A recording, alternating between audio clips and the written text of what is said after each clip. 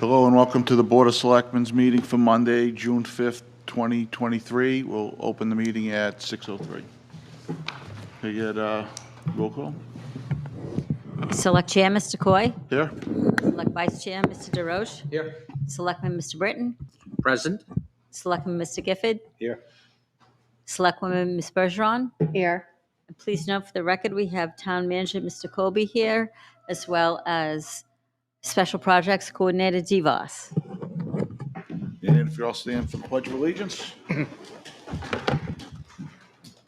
of Allegiance. To the flag of the United States of America and to the republic for which it stands, one nation, under God, indivisible, with liberty and justice for all. All right. Anyone here for public comment? Doesn't look it. All right. First up, D. This is I brought reinforcements. perfect. This goes over. This is for the Route 121A Main Street traffic calming project. I'd like to introduce David Walker and Victoria Haley, both from RPC, here to answer questions that I can't. Nice to have you. Welcome. I forwarded out a memo to everybody that had some examples of different opportunities that we have for traffic calming measures on the Route 121A Main Street corridor. And the work group that I belong to that is working on this has kind of been a stop and a start and a stop and a start, and we're starting again. And they're looking for some input on the different opportunities that we have to do these traffic calming measures on Route 121A. I forwarded this out to our highway supervisor, Dan Garlington, and asked him for some input, and his answers were in the memo that I sent out to everybody, which I don't think I sent to you, Dave. That's okay. There we go. I have the slides up that have all the different different measures on there, so that if the board wanted to go through them real quick so that people at home could see them, Sure. or however you wanted to do Yeah, this. that makes sense. This first table on the front is kind of a matrix that puts everything together, and it's color-coded for the impacts that it would have on the town for additional maintenances, for the operational performance as a traffic calming measure, and for multimodal safety, which would mean things like walking, pedestrians, and cars and bicycles all functioning together, and how that would, whether or not that would be a good option for that.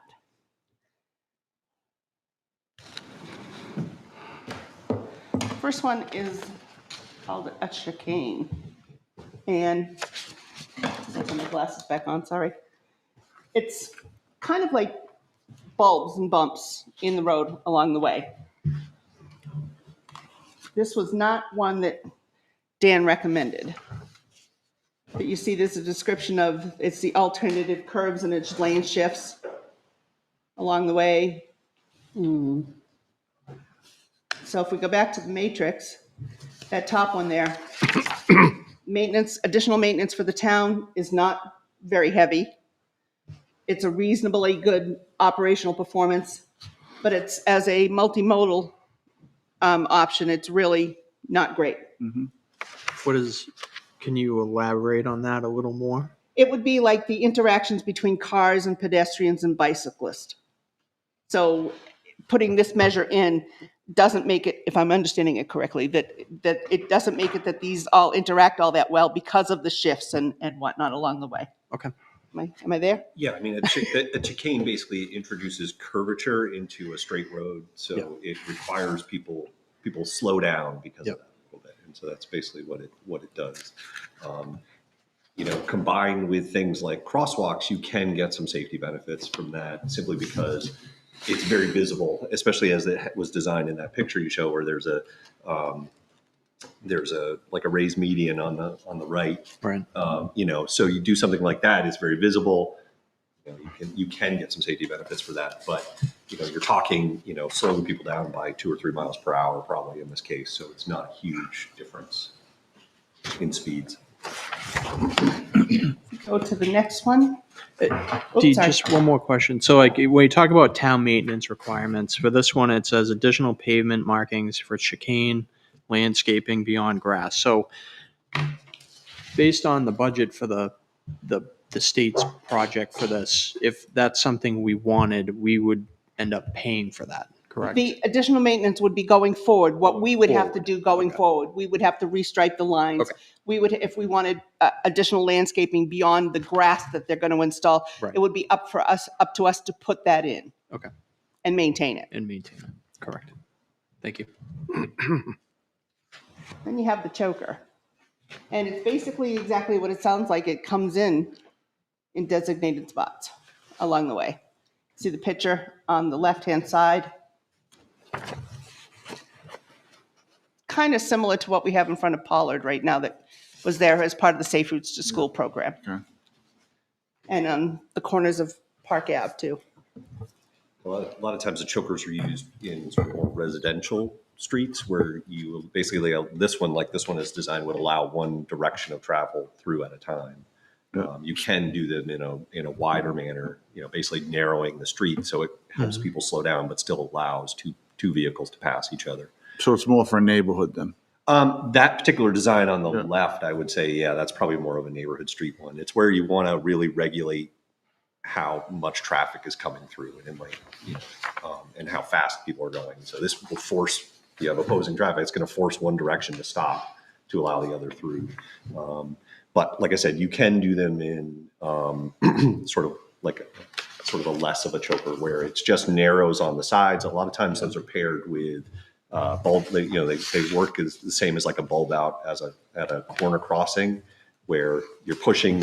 It gives you more space on the side of the road for your pedestrian to be outside of traffic but closer to the street, so they're more visible but still safe from the traffic. Yeah, we kind of have that in front of Pollard Yeah, School yeah, right yeah, now, it's very simple. similar to that. Yeah. So As you can see on the list that's up there, the additional maintenance requirements that would be sought for the town to take care of moving forward.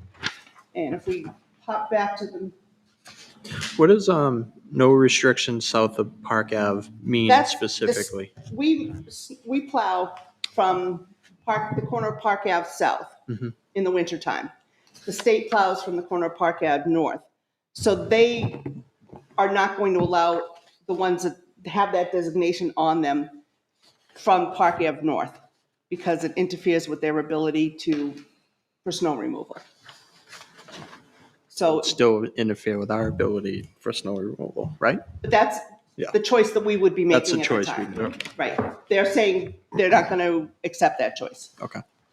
it can be designed. I think the one in front of Pollard. It's been a while since I've been past that, Yeah. but it's designed more friendly to that snow removal, and you can do them in that way. So it's not such an abrupt thing Right. where it's just like jutting straight out. Right. You angle it out so that it sort of gradually narrows. The plow can kind of follow that contour a little better. And if you see on the matrix here, the choker is pretty much yellow across the board.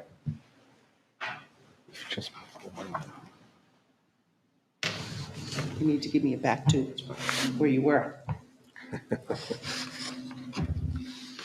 Okay. But I'm just noting that was Dan's number 3 choice in his priority ranking. And that's in your memo. Corner extension bulbs out. This was in Dan's number 2.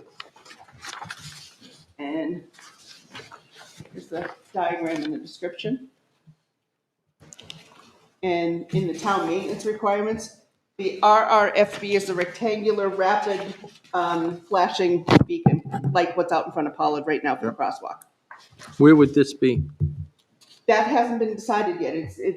It would be, well, they don't want it north of Park Ave, so anything that we decide as the working group and working with the engineers and with the state and with RPC would decide the best places to put it to have best impact. So it would be from Park Ave south. Okay. How far south? We only Till go as far as the library. Is that not, the scope of work keeps changing. Yeah, this project was, I think, intended to go basically to the library, Right. the southern library entrance there. on Main Why Street. wouldn't we just keep uniformed with what we have, like out in front of Pollard? Why wouldn't we just? Well, that's what they're giving you Yeah. input. The working Okay. group is giving you input. They're not saying that that's not a possibility. Okay. They're giving the town the options so that we can decide or have some decision part of this for what we want, So right knowing now, all the options available. right, so the choker is the one that we have out in front of Pollard? The one that's out front of there? It's kind of a hybrid. Yeah, it's a little bit of each. A little kind bit, of, yeah.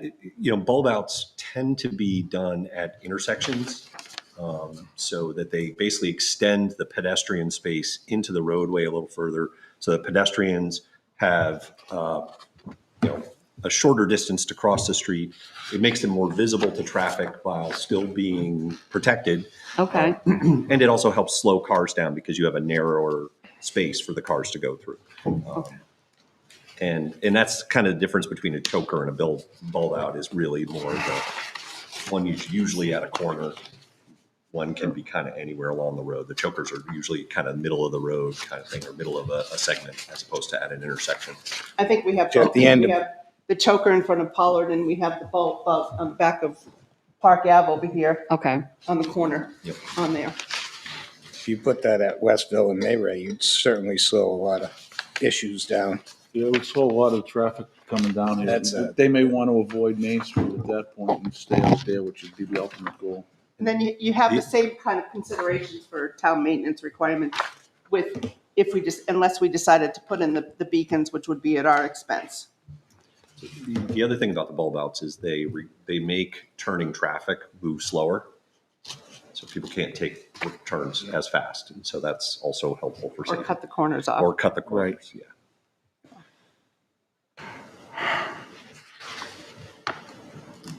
Lateral shift, that's when the lanes actually just shift over.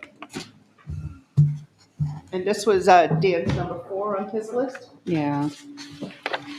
Okay. Dan didn't particularly like any of them, to be perfectly honest. But I made That's him make kinda some seems the choices theme there. so that you would have something to work with. They make his job a little more complicated. Yes, So, that's- you know, Exactly. But as you can see in the diagram, it just has lane shift over a little bit. very similar to a chicane. It's kind of a different. Both of configuration. those I would have, a lot of these I just plain have a problem with because unless it's something that's going to make them, this isn't going to slow anybody down. If they're driving a tractor trailer and they're coming through and they're making time and coming through the center of town, the lane shifts, they're just going to get used to lane shift. And it's going to create more of a hazard in the end for everybody than at least an open road where I don't have to worry about kids on the, riding a bike on a chicane shift or anything else, Yeah, I mean, something like this, ideally you design it and you keep the, even though your motor vehicle traffic is shifting, you would keep your bikes and your pedestrians moving in a straight line as much as possible along what maybe was the existing original line, so Yeah. that they don't have to maneuver. And it's a lot of it is about design and how you implement these things, and you can certainly implement them and design them in a way that makes things less safe. And that's, but that's what we pay the engineers for, is to make those designs so that they're Right. functional and slow people down and improve safety. And the other, I think, If you refer back to the matrix, I'm sorry, Mr. Britton, the lateral shift doesn't have the highest rating. In fact, it has the red rating for operational performance. So it doesn't provide the highest level of traffic calming that you'd like to see. yeah, So So you could see people hitting each other head on the lane shift. yeah. Well, the issue too is it's what Danny's come up with is the maintenance of it. I mean, if you guys were taking care of it, I wouldn't care. But Not DOT. this is not PC, not DOT. Okay. I did ask Dan when he gave me his recommendations, if he was making the recommendation based on his maintenance issues or what he felt would be the most beneficial for traffic calming, and he told me both. Okay. and how much of any of these would require land taking? It tells. Yeah, I mean, my understanding is that DOT is intending to work within the existing right-of-way as much as possible on this project. That was how I There understood are it as well. some locations where there might be some, where things are very tight in terms of the right-of-way, and depending on the options chosen at a particular intersection, say, there may be some need to take some right-of-way, but, DOT is going to going to want to minimize that. Sure. Because it's a large added expense and a big delay to the project, the more right-of-way that's needed. And I think the right-of-way, if my memory of the core is pretty good, it's pretty wide for the most part. There are a couple of spots though at particularly like down by the little convenience store down the road. Can't At think of Westville. Yeah, thank you. That, if I remember right, there's some right-of-way issues that are right there, and part of it is because the store is so close to the road there, and then I Both think- sides of the street are very close to the Yeah, road. and across the road, yeah, as well. And then you So, have May Ray that cuts in there as well. That makes it even more challenging. Okay. things like that. So the next option on the list, which was Danny's number 5, is the median island.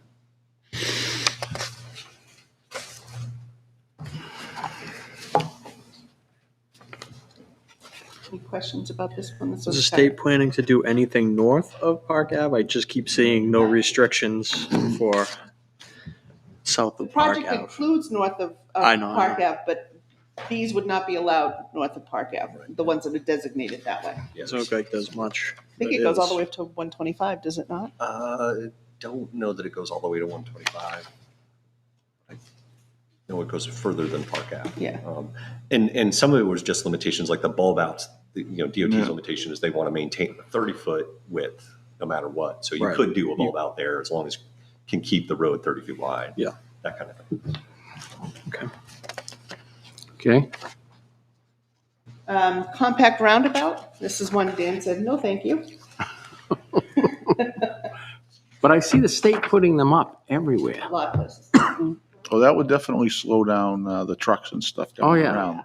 I think that was taken off the list quite quickly back when we did this 10 years ago, right? It was a roundabout.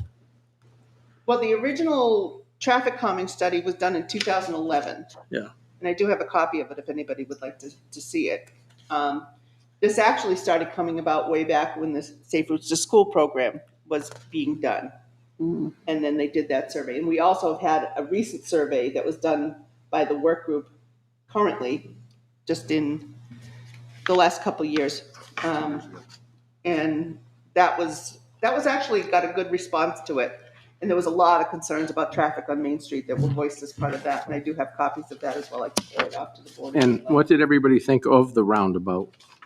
There weren't these weren't on that list. It was just asking the community what their concerns were Okay. about different areas of town and what they felt were the drawbacks and the pluses. What do you folks think of roundabouts? I think they do a very good job of slowing traffic down.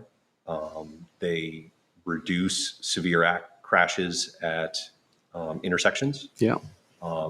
They occasionally do contribute to additional low-speed angle crashes Yeah. at those same intersections. So, Sure. But sometimes you're replacing high-speed head-ons or side swipes or T-bones with these low-speed angle crashes, which are usually less fatal, less serious injury, just Yeah. usually more property damage kind of things. I think they work very well handling a single lane roundabout can handle up to 20,000 vehicles a day. You can design them to handle trucks by having a rollover apron in the middle. So they're easy to maintain overall. They are more challenging to plow than a straight Sure. four-way intersection, but there's a lot of benefits to them. Yeah. How much room would you need for one? It depends. I mean, DOT's standard design is pretty big. It's like a 90-foot radius, if I remember right, or a 90-foot diameter. But on something like Main Street, I would recommend a much more compact roundabout than that. Yeah, there's not a whole lot of room there. Right. And I mean, the idea of that, and you, my suggestion and my thought process on this, and this is something that we put in, I think, in the 2011 study that we did, the original traffic calming study, was you kind of use, you don't just pick one of these and do it. You have to do a series of things along the stretch of road because, you can stick a roundabout at one end or both ends and you're going to slow people down as they enter, but you're not doing anything in the middle to keep them at that speed. And what you try to do for traffic calming is you bring people down to a lower speed and you hold them there through the whole area that you Right. want them to maintain that 20 miles an hour or whatever the speed is.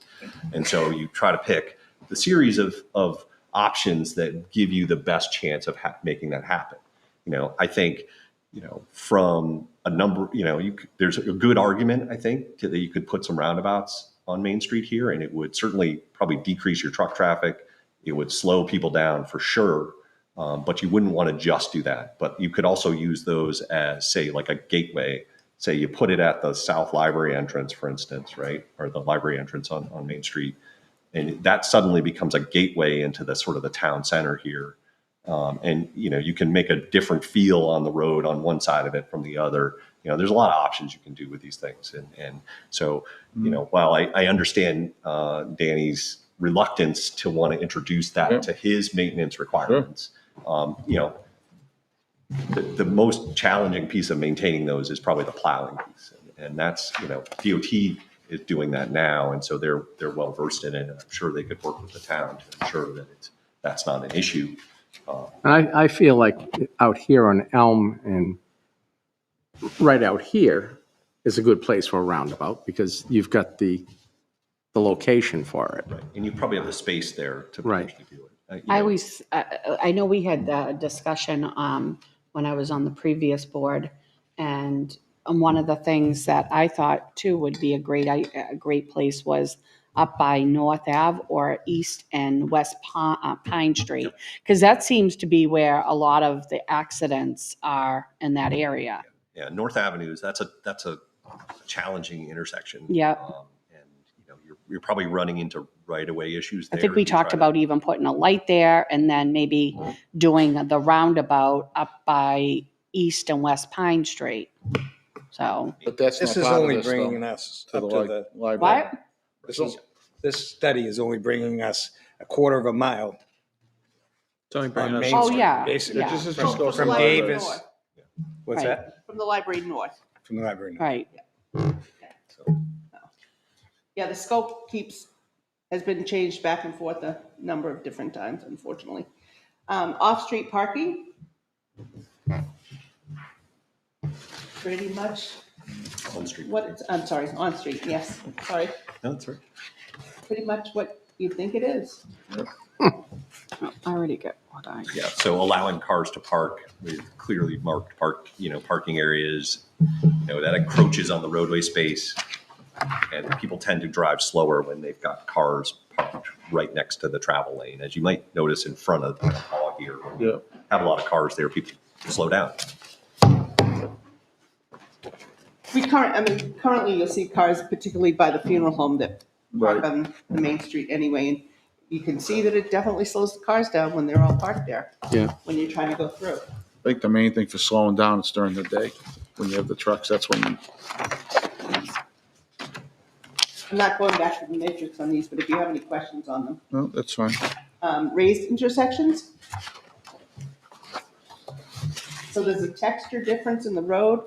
It's kind of almost like a bigger version of a speed bump, I guess, but not quite as pronounced.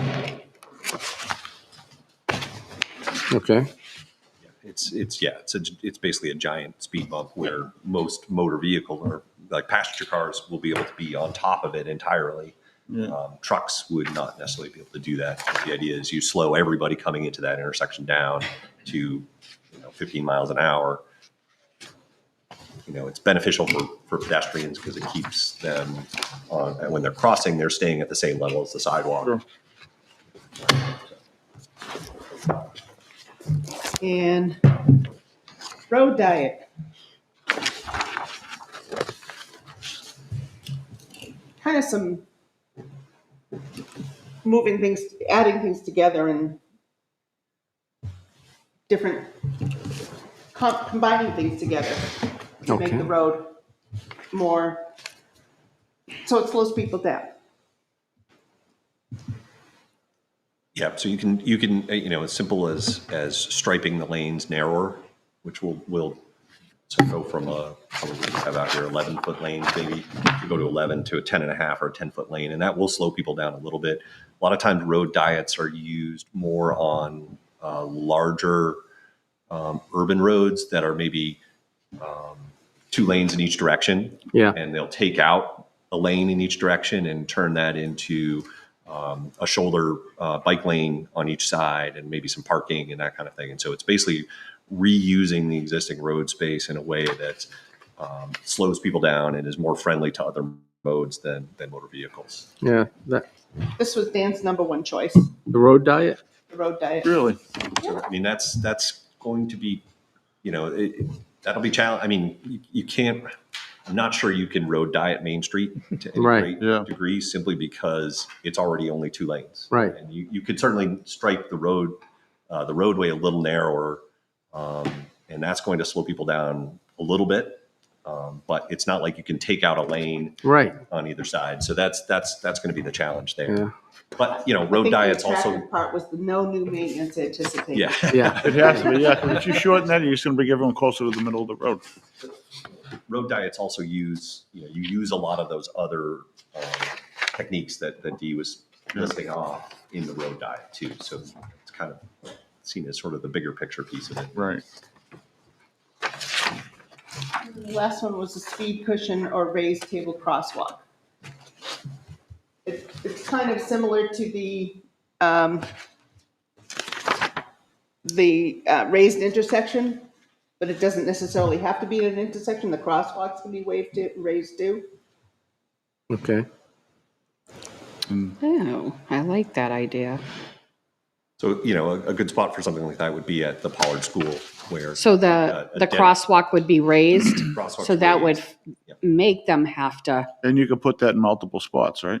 But at the library, in front of town hall. yeah, at that would Pollard. be, Yeah, right. And even someone, maybe even by the convenience store a little bit too, across there, I think one side this, to the other. in conjunction with some other things, would probably That would slow it down.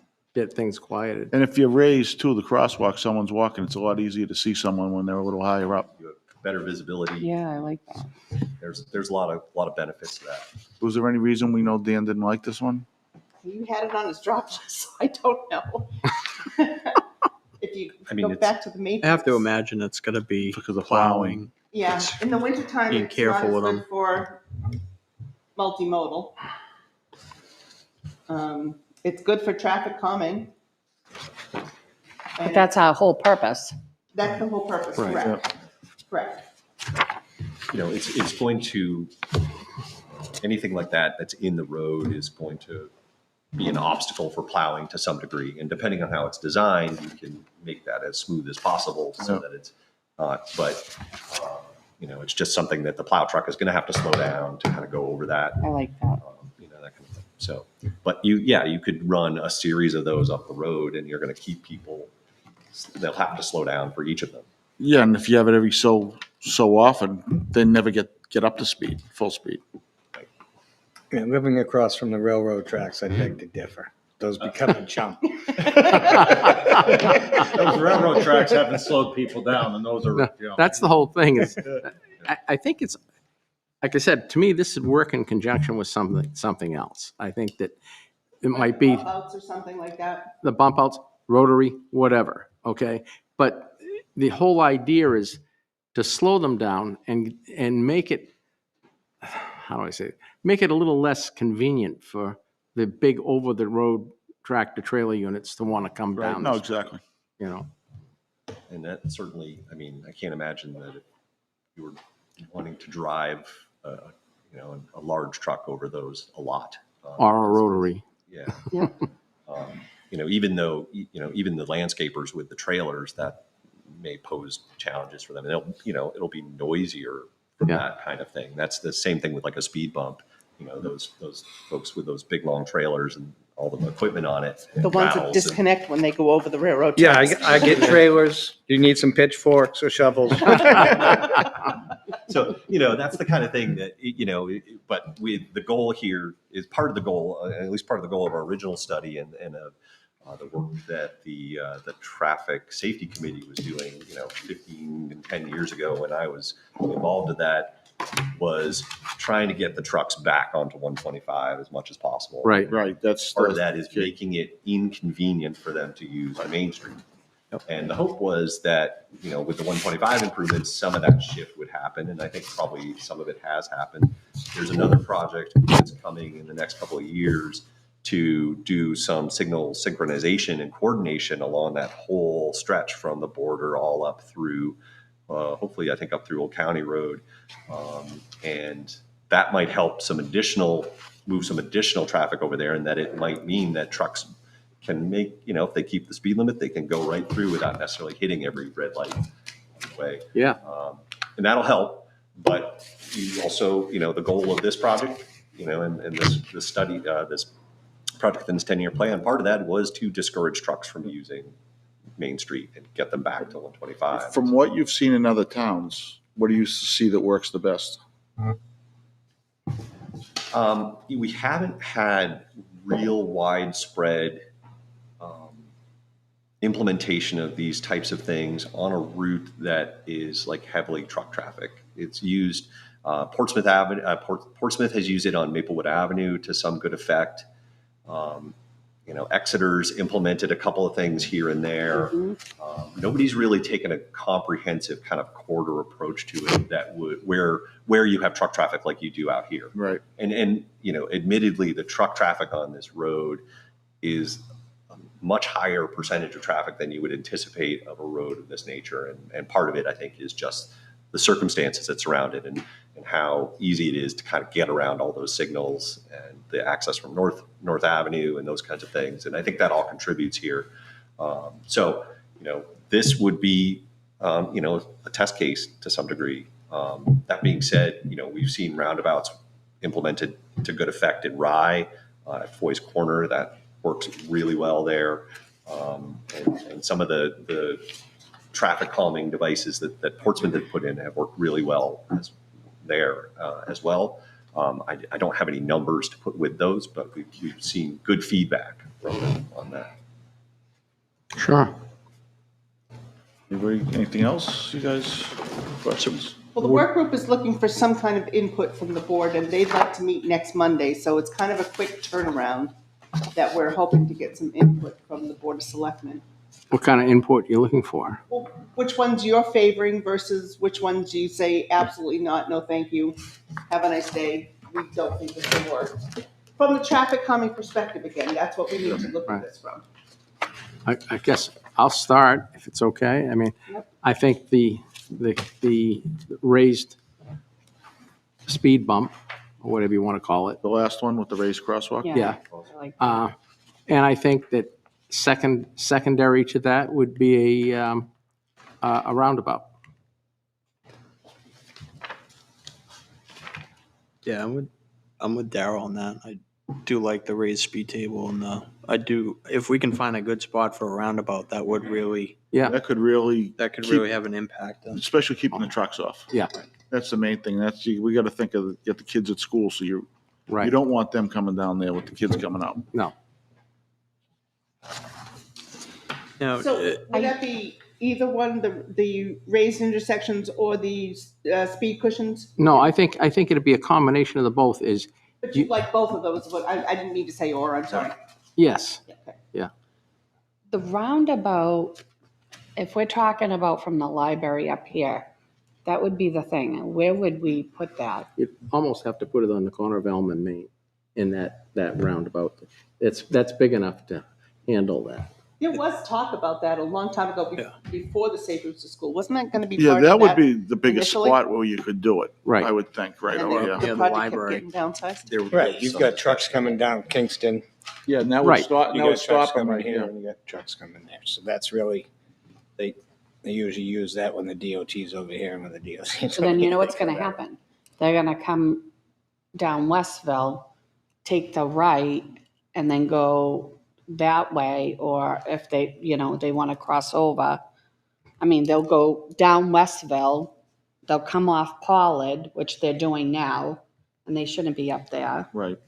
And so it's gonna make that end of it, the traffic's gonna be, But I think if we can cure the immediate downtown here yeah. is a big thing, especially with all the kids that are down in this Yeah, area. you're right. That's my bigger concern.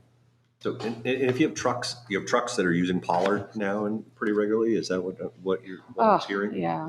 I mean, Amongst a couple other streets here, Yeah. Kingston Road, Pollard, Sweet Hill, But I think that they funnel to here. right. yeah. Okay. But Kingston, if they're cutting down here though, and you have a roundabout here, that's gonna stop that. Right. And then coming in from It's gonna stop 125, that too. you know. So, using the curb extensions in that case at those intersections, even if it doesn't necessarily stop the trucks from using it, it's going to slow them down considerably on Exactly. those corners. Yeah. And maybe that it gets to be enough of a pain that, that Right. people just, and that's really what you're trying to do here is you're trying to induce some change by Right. Okay. regulating behaviors a little Right. bit more on speed and cornering and accessibility to certain types of vehicles without eliminating it. Like if a truck needs to get through there, They they can. absolutely can. Right. It's not as fast and convenient as it would be right now Right. to do so. No, you wanna keep them on 125, so it's easier for them. I mean, That's the 125 is key. designed to carry a lot of Exactly, trucks. right. It's just they don't like it because there's a lot of signals there and they get Yep. stopped and there's traffic and they can just, otherwise they, Main Street, Kingston Road, and Yeah. they shoot by all that. That's really easy. Sure. And this combined with the resignalization of 125 should have a pretty good impact I would think so. all the way Yeah. around. And then, just as an aside, you mentioned North Avenue a little while ago. That is a project in our long range plan. It's not funded in the state tenure plan yet, but it's one of those projects that keeps popping up as a higher priority to get funded. What I don't get is it's not in a 10-year plan. 35 years ago when I sat here, it wasn't in the 10-year plan. My understanding, and this predates me by just a couple of years, there was a proposal put forward to build a roundabout there in like the late 90s. This is, secondhand information that I have, but that there was some issues, in the town with the people that lived around it that didn't want that to happen. And so the project kind of went away. And it's sort of stayed away for 20 years. Yeah. And, but we have it in our long range plan. So it's on our radar. We, rank it against the other projects that we have in the region every couple of years as part of the 10-year plan process. And, occasionally, it has popped up near the top. So, if that's something that the town is interested in, next time we're doing that process, we do contact the town when we do that process. So having some feedback from the community that says, yeah, this project is a priority for us, it gives a little boost and it gives some support. Sure. Yeah. So And it would be. that's the kind of thing that can, boost a project enough to maybe get it funded at some point. Yeah, Okay. I'd like to see a light put there. Yes. You're one of the commissioners for RPC, and you're the alternate, correct? Okay. So they would be informed. They would be in that loop. Yeah, we when we solicit for projects from communities, we blast that out to everybody. But we also, when we start the prioritization process, our commissioners are well informed of Sure. that's going on. Because in the end, they're asked to vote on it. Yeah, I think we're going to the annual meeting on Next next Monday, next Monday or next week sometime. Next Wednesday. Wednesday. Was there anything else you needed from us, Dee? No, I have you're most interested in the raised crosswalk and the speed cushions. Yep. With second priority with the roundabout, maybe possibly some of the curb extensions like at Pollard and stuff to try and Yes. keep the trucks from turning on. And that's. I'm an advocate for corner extensions near Westville. I think that will slow So that Pollard and Westville Westville. Yeah, I agree with traffic that. down. That's, you don't know how many accidents I've seen at that location. People trying to squeeze through that Oh, it's section. horrible there. You put corner extensions on there and people are going to have to stop. Yeah. It's going to turn into a three-way essentially a three-way It's a stop. tough intersection. It is. Because It's a you horrible can't see intersection. over the cars going in the other direction. No. and Right, that's the biggest part, Right. problem, And right you there. you have to that be would- aware of where May rate traffic is coming in too. Right, Yeah. so you've got a crisscross here. I think that would actually bring traffic to a stop. Then you're ramping up a quarter of a mile till you hit downtown. I mean, unless you're putting the boot to it, you're not gonna Right. get right up to speed right Right. away. So that would be my biggest. I do like the median island, and just thinking about it, like up near the library to that entrance, there's a crosswalk there, and there's a lot of room there for potentially putting in a median there, and that, people coming down Main Street at that point, And that gives you a bunch of spots where they're gonna slow down. and it might start the slow down process. But can we just put stop signs at?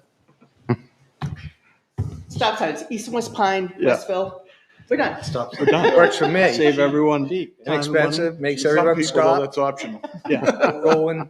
So Any of these No, will have these a are all learning good. curve with the residents. They'll be barking about it, Yeah. like they did when they put the stop signs at the end of Main Street, when Hazeltine and everything got realigned, and they put that the stop sign there. And how many times did people go through that because it hadn't been there It forever? takes a while to get used to it. Right. It's like at Sweet Hill when they put the stop signs up there. Wait a minute, the stop signs up there? Once again, optional. one last question. I'm sorry. Does this involve any of sidewalk work along with some of these enhancements or changes that might be made? Not that I'm aware of this time. Okay. I was just curious. And if I understand this correctly, and I wanted to double check this with you, this is within the budget that the state has already approved. This isn't including town funds. All right, good. Will the town be We're on the on hook the for hook for maintenance. anything other than the maintenance going forward? Not that I believe. I don't believe Not at that this point. there's any upfront cost for the town. 100% funded through the state tenure plan, Love it. Nice. which is, So that it's takes- 100% federally funded. It's a good answer. That takes I like to end on a high note. that takes a warrant article off the town warrant. Yes. Right. It's one of those We can give where that there money might be back. some opportunity to leverage town funds to do some work as, at the same time, some additional sidewalk work, that kind of thing that, could complement the work that they're doing or enhance it. The scope really is in flux a lot in Yeah. terms of, generally we know where it's going to where things are going to happen, but exactly what's going to happen hasn't been determined yet. Yeah. So there's opportunity there if the town did have some ideas or plans to do some work that maybe you could, coordinate with the DOT and do both things Right. at the same time under one contract, which would be maybe a big cost savings. Perfect. Plus, it would be less disturbance to the residents Yep. at the same time. Sure. Yep. Absolutely. Okay. All right. Any other questions? I I think really we're good. appreciate your Thank you. time. Thank you for coming. Thank you. Have a good night. Great job. All right. Next, we'll go to Elder Affairs, and we got Pat here with the health officer, so might as well, you both want to come up. This spread come on up. You come on up too, Pat, might as well, at the same time.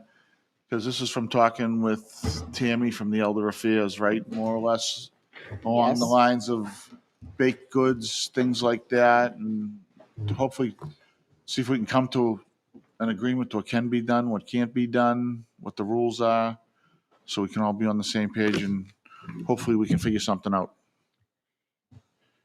Go ahead, So sir. if I could start, thanks for letting me come in and talk a little bit. I haven't been here for quite a while, but this committee has been in place for over 10 years. And our mission at the beginning and still is to involve our senior citizens in providing events and activities to help that senior isolation factor, socialization. At the beginning, we worked quite a bit on the parking for seniors and handicapped. That was a very successful project. We're very proud of that project, making sure there was proper handicap parking out front. We did a senior wellness fair, which we were very proud of. A senior Sizzler newsletter to get information that seniors want to know what's going on, what events at the library or at the Vic Gary or anything that we might be sponsoring that they can participate in. So all of that's been really, really good. The committee also recommends and advises to the recreation department those kinds of events or programs that her office could sponsor that would be particularly interesting for seniors, a foliage ride trip, a trip up to the beach to have lunch, etc. Larger, bigger events. So that's been really successful. But I got to tell you, my daughter reminded me of this the other night. She said, Mom, you're part of a generation where you never go to an event empty-handed. You have to feel like you're participating and donating, whether it's the table decorations, the napkins and paper plates, or a tray of brownies or cookies to share with your friends at a meeting or at a small 20-person movie. So, of course, pandemic kind of messed things up. But now, since we've been back from the pandemic, knock on wood, our movie afternoons have started again. We've done some social events, a couple of social teas, one at the spring, one at Christmas time. Very well attended, 35, 40 people. We had a fall luncheon, all catered. But more concern I have is when we spend pretty good money for a catered luncheon. We had a spring event. It was pretty costly, the food was. To turn away a small tray of brownies seemed rather harsh. We're trying to keep it cost effective to the community. So what I'm asking is that there is any way we want to follow the rules, but we have to not come empty-handed. So for some of these social events, I would like to be able to, whether it's have a vendor license or assemble this food in the approved kitchens. The library has an approved kitchen. This building has an approved kitchen, I believe. The Vic Gary has an approved kitchen. Having the brownies with the ingredients, we're willing to put a list of, here's what the brownies include, flour from Demoulas, 2 cups of butter. Not that I want to give you my secret recipe for brownies, but I'm willing to do that so that I don't have to say to these seniors who may not be able to afford to go up and buy or don't want to buy brownies from bakery. No offense to any bakery.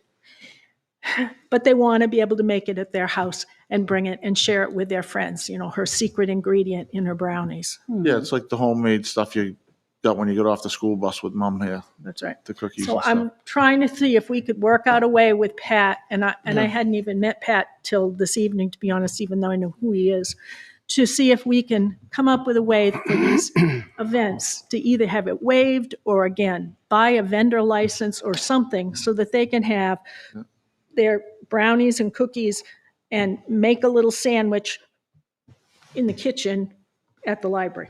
So a few years back, when we had our Elder Affair movies, we had a woman in town, by far the best baker I've ever came in contact with. She was so nice. She would donate 4 to 5 items for our Elder Affair movie over at the library.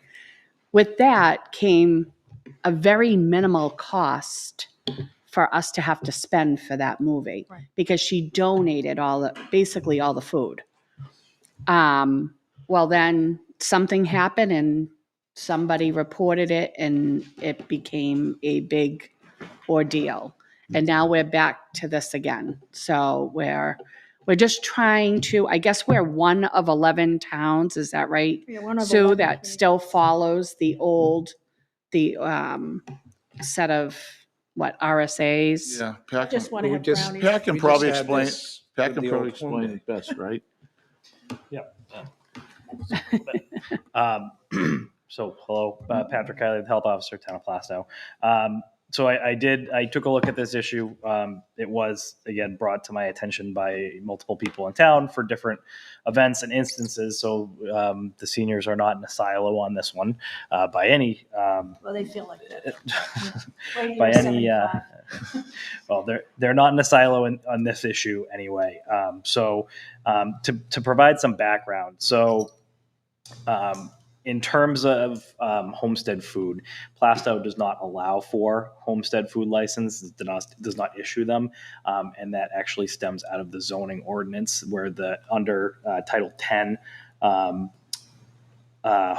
Food service or food preparation in homes is not an allowable home occupation. So that's where that stemmed from initially those years ago. From there, that follows down into the town of Plastow. When we allow for the updated RSAs, which we did in February, we exclude the RSAs that deal with homestead food operations because they're not allowed in the town of Plastow. So that's reflected in the all of the documents that come with the approval of the RSAs is the town's mirror rules and regulations around food operations. In looking into this a little bit, there is an exemption under the temporary food establishment guidelines and regulations for the allowance of, and I will read it as it is stated, non-potentially hazardous foods such as cookies, candies, cakes, brownies, meringue-free or cream-free pies may be allowed if approved by the health officer under the temporary food licensure guidelines. So these events would fall under those guidelines. There's a couple things. So the first, the easiest thing would be to have people prepare these items in an approved kitchen. Vic Gary being an example. We can certainly license the spaces that at the library and the town hall. They're not currently licensed, but that's just a matter of some applications, paperwork, inspection. The second option, which we have provided to the Old Home Day Committee and the Plastow Historical Society, is to apply for that temporary food service license. Town organizations are historically exempt from the $50 charge that comes with that license. It's by event. So you fill out the paperwork, generate a list of ingredients in each item, and then provide where the items were purchased. And that would suffice our requirement for source contamination control. And that's foodborne illness investigation.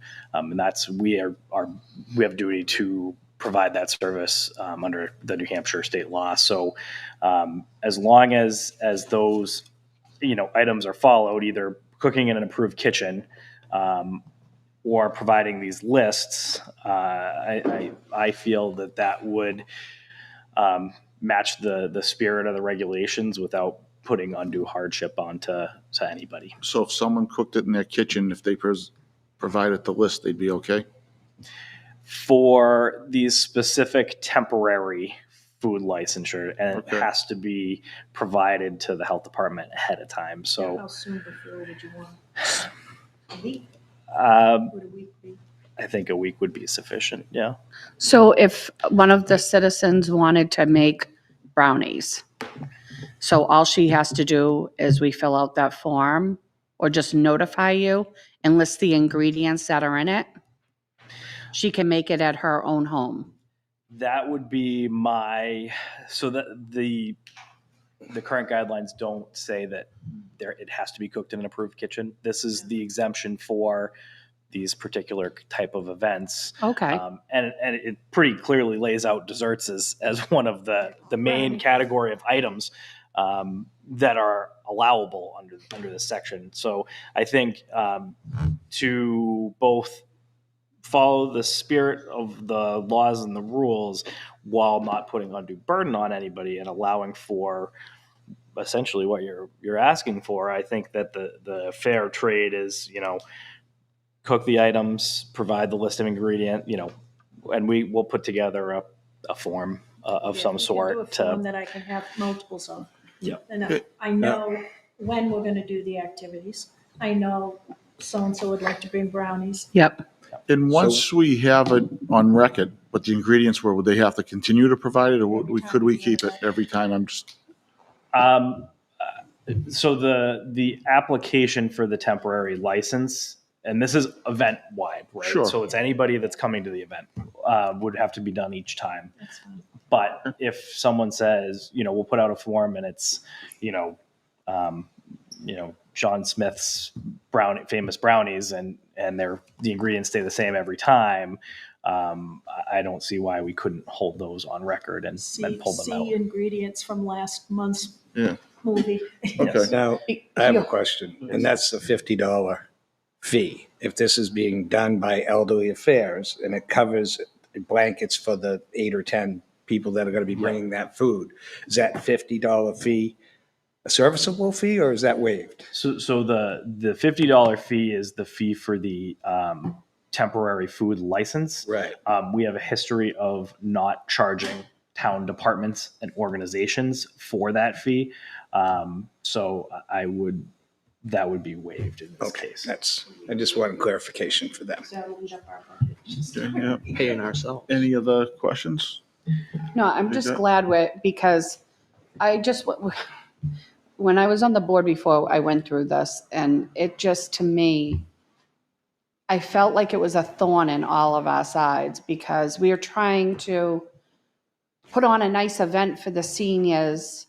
And like Sue was just saying, she comes from a generation, and I actually do too, where I want to bring something, whether it's making it or whatever. But I think, to have one of our seniors in town who's in her 80s, who's been here her whole life, we all know her, we know how clean she is, come in and bring brownies and then gets basically told, well, you shouldn't have done that, like scolded. Yeah. It's like, that bothers me.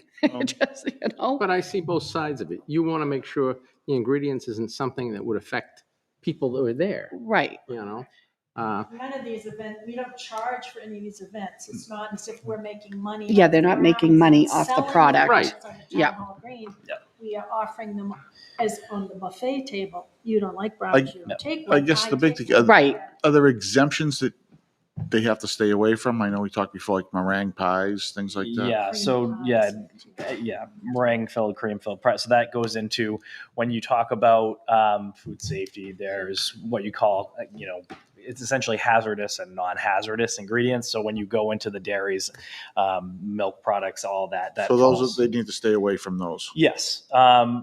We could definitely. We'll have to put together a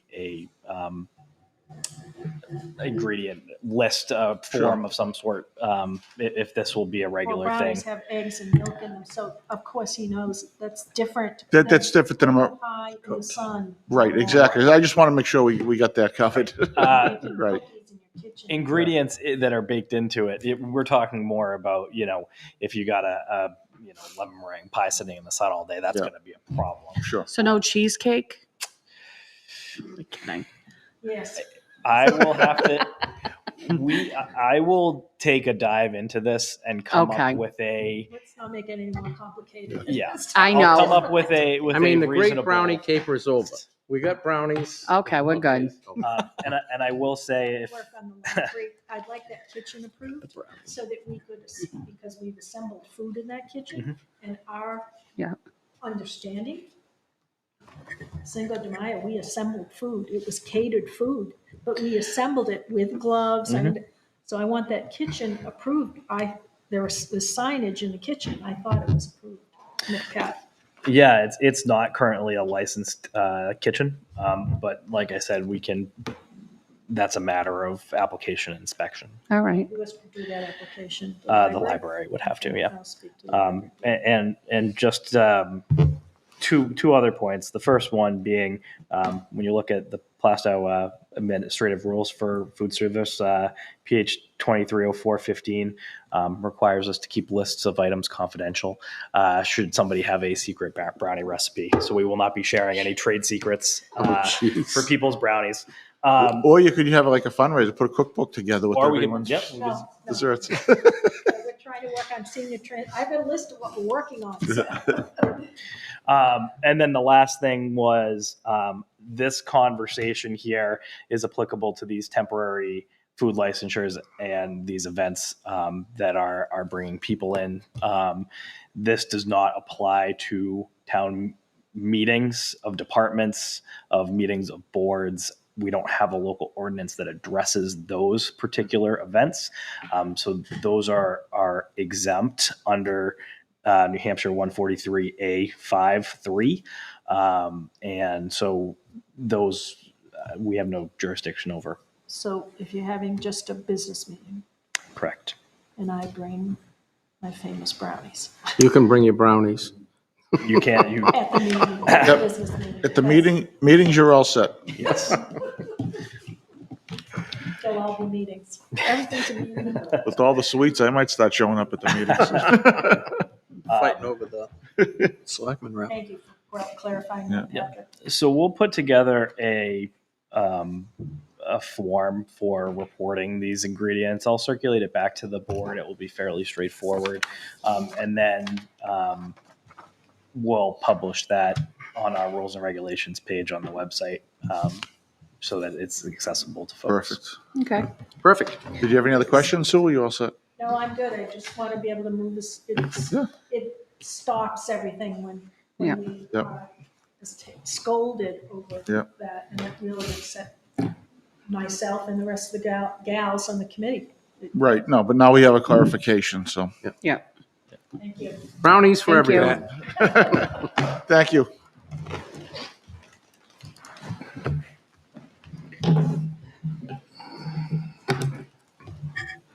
All right. Sue, I don't want my brownies without nuts. No, we won't be using nuts.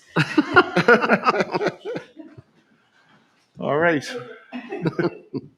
We've got the old home day committee. Come on up.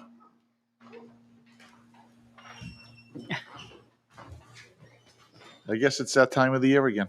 Made it in time. We're what's it all? It's less than 2 weeks away. Yep. Countdown is on. Wow. So what we wanted to do, get a quick update and let us know the events going on, and so everybody can get excited. Sure. So I'm Shauna Manthorn. I'm the Old Home Day Committee Chair. I'm Roy Walling, Vice Chair. We need to state our address for the record. I think we're good. Just like the school board meeting. So we're really excited about this year's event. It's all coming together. I can't even believe it's happening. The planning's been happening for over a year. Pretty much a week after the prior event, we start moving forward with things. I have to announce for everybody here in this room, hopefully you can help us spread the message, and for everybody at home to let you know that we are full with vendors. Vendors are completely closed. That's Great. really exciting. It's the first time in a long time that we've had to close earlier. Sometimes the Wow. day before, we're able to get people in. In fact, we had to turn down 2 inquiries today. There's literally no room at the end per our vendor coordinator, who has an amazing map and has everything laid out. So we're no longer accepting vendor applications for this year. So it's too late for the beer truck. That's for next year, sir. Oh, okay. For this year, yes, unfortunately. So we're really thrilled to be able to say that that vendor applications are no longer being accepted, which means we're going to have a lot of really amazing activities on the green. This year's theme is Gather on the Green. We're hoping that everyone will come out and gather and stay a little while. The vendors that we have are offering food and different crafts, and there are areas of specialty, but this committee's goal, we've been really committed to trying to offer as many free activities for the community to come enjoy. We don't want you to just walk through and leave. We want you to walk through and stay and gather on the green. So the committee has worked really hard to reach out to the community. We've been able to gather some donations from amazing local businesses. I'm going to let Roy talk about that.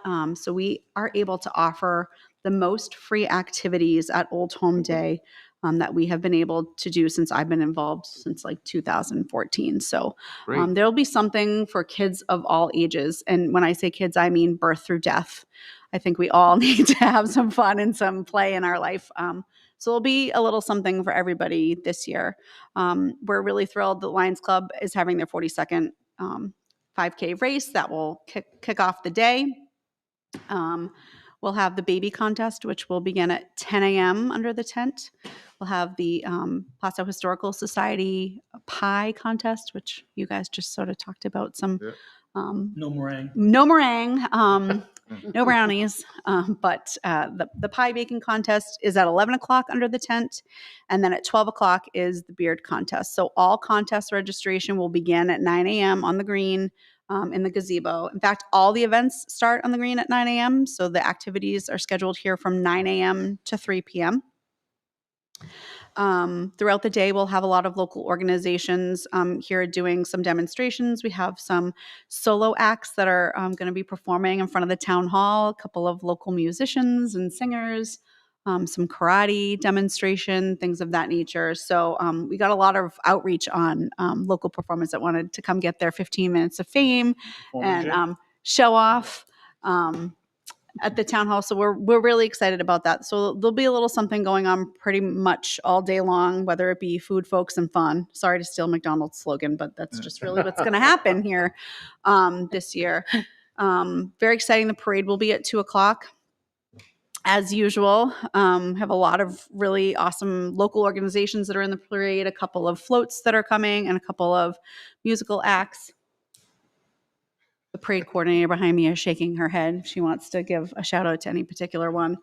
And then as activities on the green and at 3 o'clock, we'll be calling raffles. We'll have raffle sales as well. And then we ask everyone to go home, rest, and join us at the high school. Starting at 7:30, the Timberlane Community Band will be playing. And as soon as it gets dark enough, there will be fireworks. Estimated schedule to begin around 9 p.m. They are where? At the high school. Okay. Yep. And you still got the night before on Friday too, right? Yes. So on Friday evening here at the town hall, the Friends of Plaistow Recreation will be hosting Candy Bar Bingo. That's for all ages. You'll be able to come and play, eat some candy, hang out the night before. And Friends of Plaistow Recreation has been a huge community partner of the Old Home Day Committee, helping us with collecting donations and things of that nature. So I'd love to see everybody come out and support them the night before. Get excited, kick off the weekend celebration. Terrific. Perfect. It's going to come quick. Mm-hmm. No, it's in volunteers. You're all set with those? Or No. You still need volunteers, right? I was waiting for somebody to ask. We are still looking for volunteers. Our committee members are here on the green from 5 a.m. till the last person leaves around 4:30. Well, you actually start on Friday night. Yeah, well, Friday morning, actually, because I have to be here when things get delivered. That's just me and Leah. Leah, if you're at home, thank you. So we are still looking for volunteers. The committee needs to be floating around, making sure that activities are flowing the way that they need to. Scheduled events are occurring when they need to. Hosting events. I'm hosting the baby contest. So we do need some volunteers to help us with running those free activities. I did on the Facebook page, we've been requesting and asking for folks. I'm going to ask to send out a townwide email push with the schedule of events and looking for volunteers. But the more volunteers we have to run the free activities, the more that everyone's able to participate when you come with your family. So if you're able to give a half an hour or an hour of your time to come hang out and make sure kids are enjoying themselves and having a good time, we really could use the help. If people are interested in helping, should they just call town hall and they'll get directed to the Old Home Day Committee? That is an effective way to get a hold of us, but the easiest way to get a hold of us is to actually email. So it's oldhomeday@plaistow.com. And so we're able to communicate with folks easier that way, but we really appreciate Beth at Town Hall. And Yeah, they can send messages through Facebook as well. Yep. on the Facebook page as well. I know, I'm looking forward to it. I mean, it was a good event last year. Last year was great. Looked like we weren't going to have it, and then we had it, and you guys did a tremendous job putting it all together. Again, this year, thank you to your whole committee. You know, it's just outstanding work you No, guys do. it's a lot, it's a lot of work. It's a year-round Yes, it planning to is. put this on. And next year, you might need a year and a half to get it together. So that being said, Yeah, Roy, I'm going to turn it over to you. So yeah, just one thing, just make sure we're all on the same page. Right, we're doing this year's Old Home Day, Saturday, June 17th. The following week, we're going into next year's Old Home Day. It's Plastow's 275th. It's going to be a big weekend. And we've already started looking into what we can do, trying to make plans. So we're going to obviously need help with the board to kind of figure out what are the guidelines, what can we do? Can we start putting deposits down on bands, stuff for the parades? Who do we have to get? Who do we have to lock in? So that process is going to start. I think in July we need to have honestly a sit down, figure out where we got to be, and then let us go and do our thing. Yeah. So that's the big ask we have right now. I think we're pretty good for for this year's item.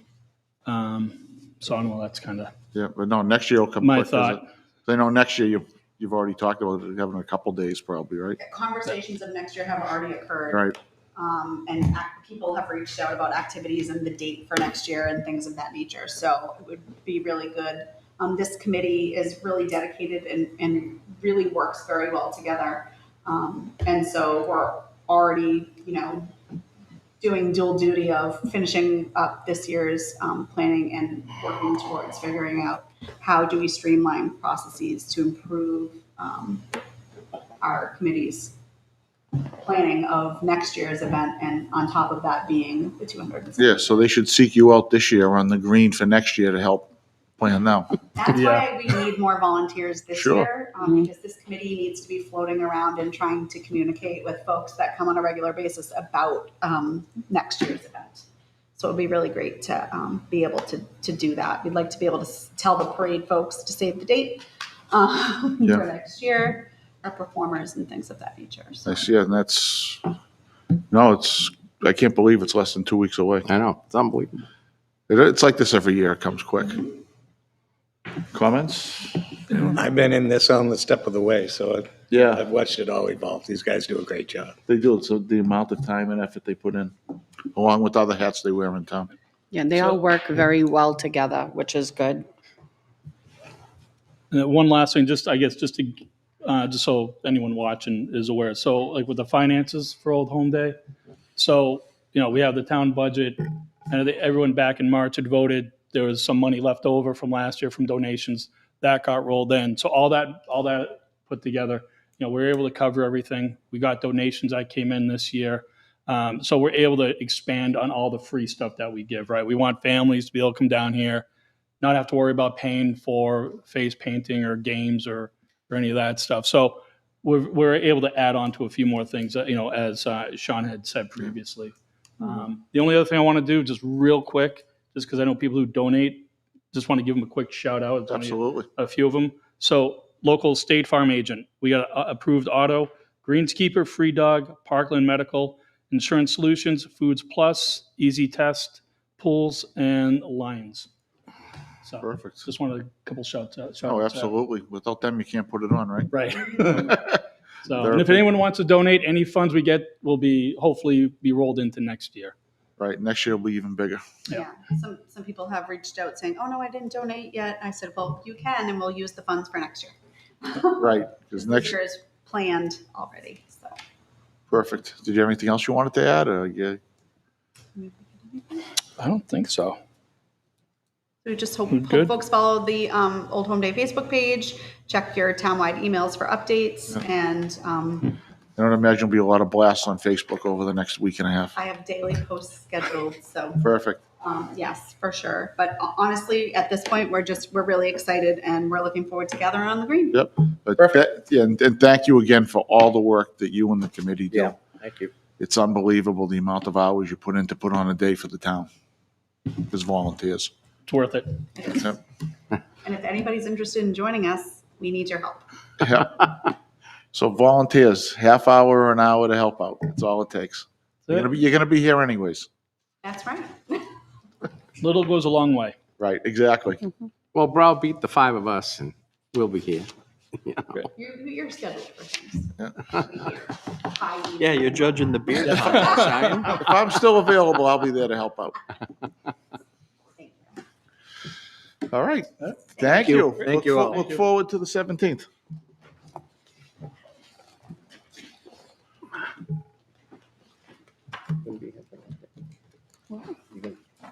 Old Home Day? Yeah, I'm marking it. All right, we need to approve the consent agenda.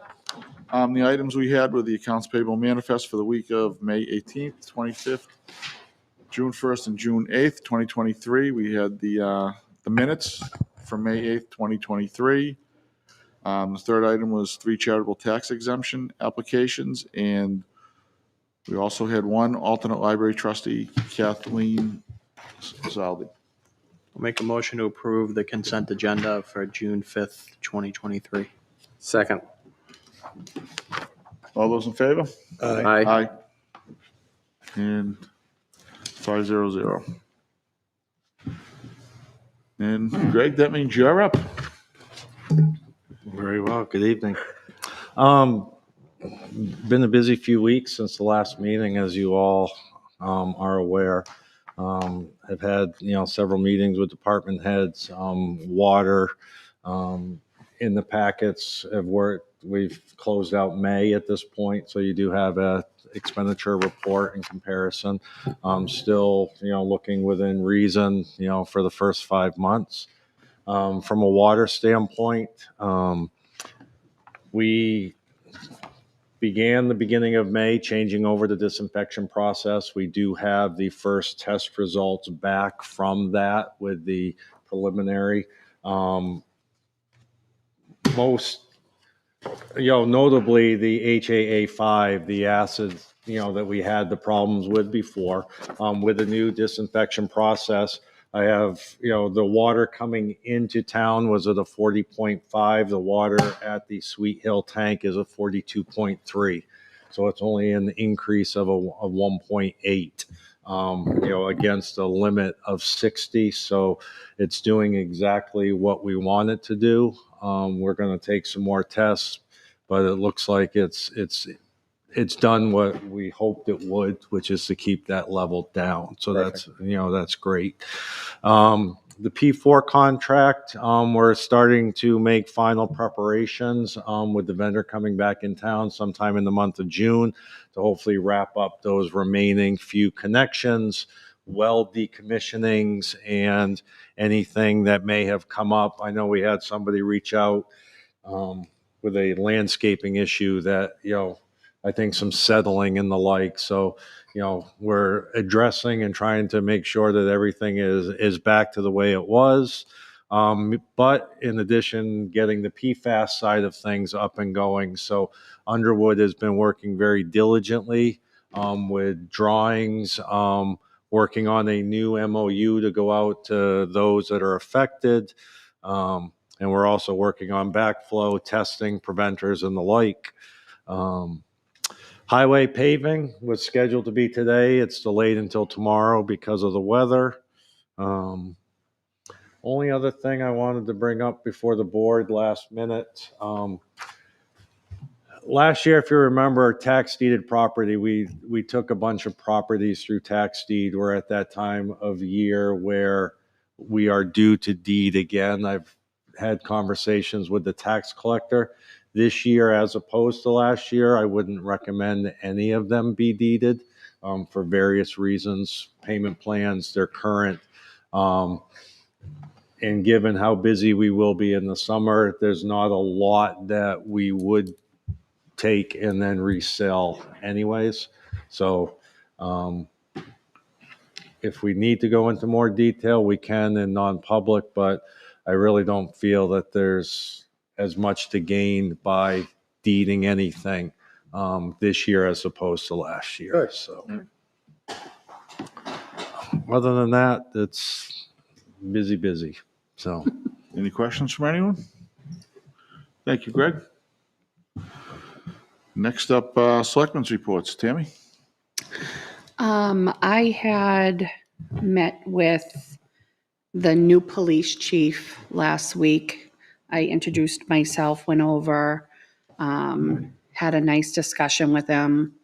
And then I went over and visited with the fire chief while I was there, just to touch base and go check out that side. I haven't been in that building for a long time, so I met with them. And then I had Elder Affairs meeting, which we've been filling out every month. The committee's been filling out birthday cards for veterans, so we did that.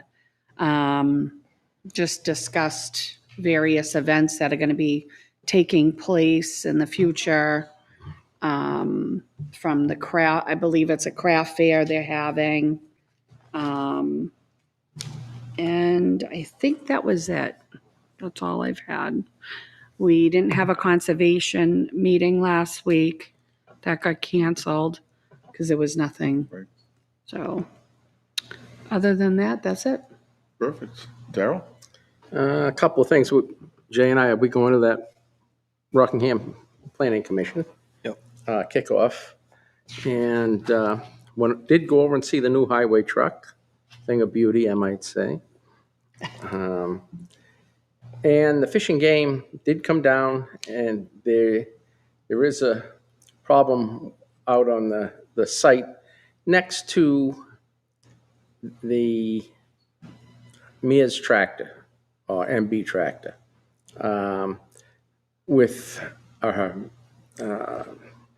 a snake that is endangered in New Hampshire or throughout the United States. It's called a black racer snake. So they did go out and they took pictures of 2 snakes over 6 feet long. So they're pretty good size. Well, they think they found the nest up at the landfill. So we want to make sure anybody that's working out there is aware. They feel as though with the tracks that they saw, the biggest one that could be out there could be 10 to 12 feet. So. Where is this? Out by the landfill. Your backyard. Thank Tammy. God I'm not out. You see a snake that size, it's probably make you sit up and take notice. I would think so. You know, and that's what I have. All right. Jay? Just planning to go to the annual Rockingham Planning Meeting next Wednesday the 14th, I think is the date. And then there's a planning meeting this Wednesday I'm planning to go to, and that's it. And going to the graduation. Oh, yes. High school graduation I'll be there too. this Saturday. So I covered rec. Jen's doing a great job getting, all these kids and all these CITs and everything organized for all the summer events, all the sport events that have just started up, all the fields, fencing. I mean, she's got a lot on her plate. She does a great job organizing it, and the crew that gets together is very helpful with her. I did meet with Historical Society in regards to some issues they were having with their internet and some other things that were getting straightened out, as well as getting some structural changes going on in there. Old Home Day, I'm the liaison there, so I've just been working side by side with those guys, getting things going, making sure that everything's on track. That really doesn't have to happen with her in charge. She's very organized and structured individual. Make sure that everything goes well. We did bring a couple of different things in. Something we missed out for a while was the car show, so we're going to have a little bit of extra things going on this year with that. And then I have the Hazmat Committee coming up in June, and I unfortunately will not be making the graduations this year, so I apologize in advance for that. I already had previous commitment for that date. All right. Thank you. Going to be at the graduation, Daryl? No. So All right. just the 3. What I attended a rec meeting where we had Memorial Day, That was excellent. which I thought was a very good job, and thank you, Beth, for having put all Yes. that together. We couldn't do it without you. I know it's the last minute, you're still running around, but somehow it always comes together.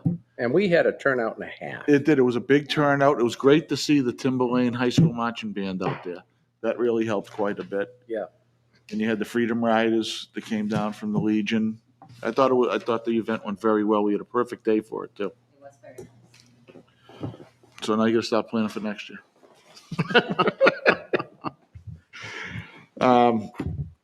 I've been down the ball fields the last week or so. It's great to go there and see all 4 fields totally full. It's unbelievable. A little wet out there? Not at all. Good. It hasn't been wet at all, surprisingly. And if anybody gets a chance this week, the playoffs are starting there for all the different leagues. So that'll be good. I'll get a planning board meeting this Wednesday. And that's what I had, and some just upcoming events. This Saturday, June 10th, is the Timberlane graduation. I know Tammy and Jay are going. I'm going to try to get there, but a lot's going to hinge on my daughter. Old Home Day, we talked about that earlier. That's going to be held on Saturday, June 17th. Tomorrow there's a meeting, Old Home Day meeting tomorrow night. So that's it. Anybody listening, show up to the meeting for volunteers or sign up. Yep. Even as they mentioned, a half hour to an hour, it makes a world of difference to help everyone out. Because everyone on that committee is all volunteers. For trash, Republic Services, the trash vendor, they will not be working on June 19th in recognition of the Juneteenth holiday. Trash will be delayed by 1 full day all week. Is the town hall open that day? Yes, we are. Yes. The first summer movie night on the town green will be on Friday, June 23rd. I don't know what the movie is, but I know it'll be family friendly. And the summer concert series will begin on Wednesday, June 28th. And this year, it will be at the town green. Good. So it's back on the green here, all the summer concerts. Good. They'll all start Wednesday, June 28th. Did anyone else have anything they wanted to bring up? No. I believe, Greg, we have a non-public. Yes. So we need a motion, right, to go into non-public? Do. Last page of your folder, you got the guidelines. I would imagine, Is this E probably looking pending? at E, right? Yes, E. So Make a motion to go into non-public under RSA 91-A:3, Section 2, E, pending or threatening litigation. Okay, a second? Second. Can we also go in under A? We don't need 2, though. E is fine. Once we're in, we're in. Okay, Yep. that's fine. Mr. Coy? Yes. Mr. DeRoche? Yes. Mr. Britton? Yes. Mr. Gifford? Yes. Ms. Bergeron? Yes. All right, that'll conclude our meeting at 7:30, and we will not be coming back from non-public. Have a good evening, everyone. Good night.